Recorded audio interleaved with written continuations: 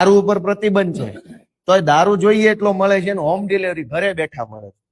ખાતર ઉપર પ્રતિબંધ નથી પણ ખાતર મળતું નથી તો કોને જઈને કહેવાનું?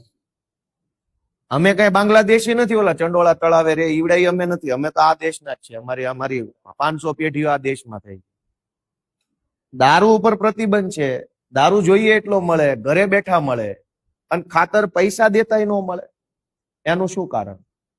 તો તમારી તાલુકાના મેજિસ્ટ્રેટ તરીકે, પુરવઠા અધિકારી તરીકે કઈ જવાબદારી ખરી કે પછી ગમે એટલું કહીએ એનો કોઈ અર્થ નથી? બીજું કે ખાતર લેવા જઈએ તો ને આધાર કાર્ડ માંગે છે.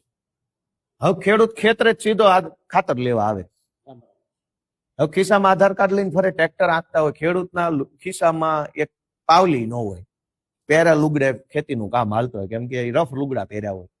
હવે ઓલો આધાર કાર્ડ વગર ખાતર નથી આપતો. મને તમે નિયમ સમજાવો હાલો કે ઈ આધાર કાર્ડ ને ખાતર ને શું નિયમ છે?